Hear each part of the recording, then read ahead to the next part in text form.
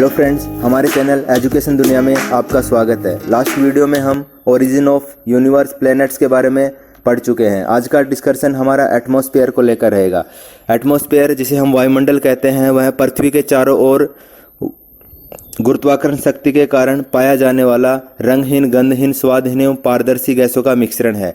अब वायुमंडल में मोस्टली 78% नाइट्रोजन पाया जाता है, 21% ऑक्सीजन पाया जाता है और 0.03% कार्बन डाइऑक्साइड पाया जाता है। एक्सेप्शनली 1% लगभग 0.93% उसमें हल्की गैसें जैसे hydrogen, helium, neon, krypton, radon, xenon आदि पाया जाता है। अब देखिए, सूर्य से लेकर पृथ्वी तक बीच में वायुमंडल है। अब कहीं गर्म होता है, कैसे कैसे इसमें लेयर हैं, इसमें विभिन्न प्रकार की रिएक्शन होती हैं। जैसे कहीं पे रेडिएशन होगा, कहीं पे कन्वेक्शन होता है, कहीं पे कंडक्शन होगा, कहीं पे एडवेक्शन, जिसे हम अभिवहन भी कहते हैं। पृथ्वी के वायुमंडल का जो निचला भाग होता है वह संचालन क्रिया से गर्म होता है। यह क्वेश्चन एसएससी पूछ चुका है। तो वायुमंडल की प्रमुखतः 5 परतें होती हैं, जिसे हम डिटेल्स में पढ़ते हैं। जो क्षोभ मंडल, समताप मंडल, मध्य मंडल, ताप मंडल एवं वायुमंडल होता है। जिसमें क्षोभ मंडल को ट्रोपोस्फियर के नाम से जानते हैं, जो पृथ्वी से 15 किलोमीटर की हाइट तक होता है। विषुवत रेखा पर इसकी ऊंचाई 18 किलोमीटर और ध्रुवों पर 8 किलोमीटर होता है। सभी मौसमी परिघटनाएं क्षोभ मंडल में ही होती हैं, जैसे कि बादल बनना, वर्षा होना, चक्रवात, संवहन, संचालन, विकिरण, अभिवन। ये जितनी भी परिघटनाएं ये सभी क्षोभ मंडल में ही होती हैं। इस मंडल में बढ़ती हुई ऊंचाई के साथ, मतलब हम अगर पृथ्वी से ऊपर जा रहे हैं तो तापमान में कमी आती है। नेक्स्ट हम बात करते हैं समताप मंडल की। इसकी ऊंचाई या एल्टीट्यूड बोले तो 20 से 25 किलोमीटर तक होती है। इसे ओजोन मंडल के नाम से भी जानते हैं। इस मंडल में बढ़ती हुई ऊंचाई के साथ तापमान में वृद्धि होती है, क्योंकि इस मंडल में ओजोन गैस द्वारा पराबैंगनी किरणों का अवशोषण होता है। इस मंडल में एक्सेप्शनली 2 प्रकार के बादल बनते हैं, जिसे हम नेक्रियस मेघ भी कहते हैं, जिसे मदर ऑफ पर्ल भी कहा जाता है। नेक्स्ट हम बात करते हैं मध्य मंडल मेसोस्फीयर, जिसका हाइट एल्टीट्यूड 55 से 80 किलोमीटर तक होता है। इस मंडल में बढ़ती हुई ऊंचाई के साथ तापमान में कमी आती है। इस मंडल में अपवाद स्वरूप नॉक्टिलुसेंट मेघ बादल का निर्माण होता है। नेक्स्ट हम बात करते हैं थर्मोस्फीयर, तापमंडल। बढ़ती हुई ऊंचाई के साथ तापमान में वृद्धि होती है। तापमंडल की निचली सतह को आयन मंडल कहा जाता है। आयन मंडल में रेडियो तरंगों का परावर्तन होता है। जैसे सूर्य से आने वाली जो विद्युत चुंबकीय तरंगे और आयन मंडल में उपस्थित विद्युत अवशोषित कण जब आपस में टकराते हैं तो विस्फोट के परिणाम स्वरूप एक चमकीले प्रकाश की उत्पत्ति होती है, जिसे अरोरा कहते हैं। अब जैसे हमारा पृथ्वी होता है, इसका नॉर्थ पोल है, एक साउथ पोल है। तो इसमें नॉर्थ पोल पे जो अरोरा बनता है उसे अरोरा बेलियस और साउथ पोल पे अरोरा ऑस्ट्रेलियस के नाम से जानते हैं। नेक्स्ट हम देखते हैं वायुमंडल, जिसका हाइट 640 किलोमीटर से 1000 किलोमीटर तक होता है, एक्सोस्फीयर बोलते हैं। ऊंचाई के साथ इसमें तापमान में वृद्धि होती है। जो वेन, एलन एवं रेडिएशन बेल्ट जो होती है, ये सब एक्सोस्फीयर में पाई जाती है। तो नेक्स्ट हम बात करते हैं कि एयर प्रेशर, वायुदाब किसे कहते हैं।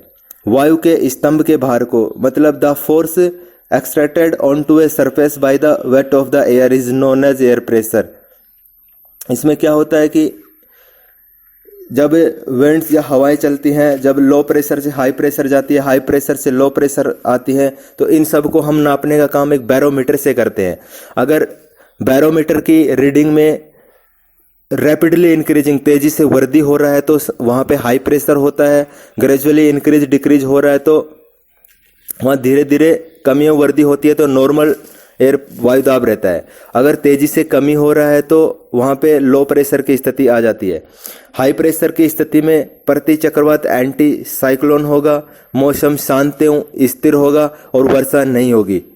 लेकिन लो प्रेशर की स्थिति में साइक्लोन बनने की संभावना है, तेजी से वर्षा होने की संभावना है और मौसम बहुत खराब होगा। ये सब हम बैरोमीटर की रीडिंग देख के पता लगाते हैं।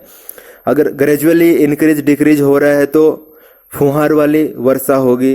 पृथ्वी के घूर्णन गति के कारण कोरियलिस बल की उत्पत्ति होती है, इसे विक्षेपण बल भी कहते हैं। यह कोरियोलिस बल ध्रुवों पर सबसे ज़्यादा लगता है, लेकिन जो इक्वेटर होता है विषुवत रेखा उस पर 0 होता है। तो नेक्स्ट हम बात करते हैं फ्रेंड्स प्रेशर बेल्ट, जिसे हम दाब कटिबंध या वायुदाब पेटी भी कहते हैं। यह हमारे वायुमंडल में टोटल 7 होती है। इनका डिटेल से देखना, आप डायग्राम में देखेंगे कि हमारा अर्थ का स्ट्रक्चर है पूरा। इसमें हम देखते हैं कि सबसे पहले इक्वेटर में बांट दिया। इक्वेटर से 5 डिग्री नॉर्थ लैटिट्यूड से 5 डिग्री साउथ लैटिट्यूड तक एक। अब नॉर्थ में चलते हैं तो 30 से 35 तक दूसरा, 60 से 65 तक तीसरा और 80 से 90 तक चौथा। ये सब नॉर्थ पोल में हो गया। सेम हम चलते हैं तो 5 डिग्री इक्वेटर से 5 डिग्री साउथ लैटिट्यूड, ऐसे ही 30 से 35, 60 से 65, 80 से 90 डिग्री तक। दोस्तों डायग्राम को ध्यान से देखना काफ़ी इंपॉर्टेंट है, क्वेश्चन इसमें बनते हैं। अब हर डिग्री पे हर पेटी के ऊपर होने वाली घटनाएं को हम डिटेल से जानते हैं। जैसे हम लो प्रेशर बेल्ट, जिसे वायु का अभिसरण भी कहते हैं, इसमें 5 डिग्री नॉर्थ से 5 डिग्री साउथ तक, जिसे ITCZ inter tropical convergence zone अंत उष्ण अभिसरण क्षेत्र भी कहते हैं। यह शांत पेटी कहलाती है। विषुवतीय निम्न दाब क्षेत्र को डोल्डम कहा जाता है। डायग्राम में आप देख सकते हैं, इसमें सब कुछ दिया गया है। यहाँ पर सालों भर वर्षा नहीं होती, मतलब जो डोल्डम क्षेत्र होता है इसमें कई सालों तक वर्षा नहीं होती, लेकिन ह्यूमिडिटी ये आर्द्र क्षेत्र है। नेक्स्ट हम 30 से 35 डिग्री तक की बात करें, सब ट्रॉपिकल हाई प्रेशर बेल्ट। यहाँ पर वायु नीचे की ओर आती है, इसे हाई प्रेशर का निर्माण होता है, वह इस पर तापमान बढ़ जाता है। यहाँ पर वर्षा नहीं होती, इसे अश्व अक्षांश या हॉर्स लैटिट्यूड भी कहते हैं।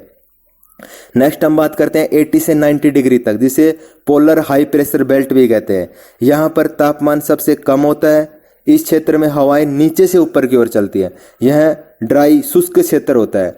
नेक्स्ट हम बात करते हैं सब पोलर लो प्रेशर बेल्ट। यहाँ पर सालों भर वर्षा होगी। यह निम्न वायुदाब पेटी है। तो दोस्तों ये था अपना आज का डिस्कशन। नेक्स्ट वीडियो में हम वाइंड्स एवं साइक्लोन के बारे में स्टडी करेंगे। Thanks for watching.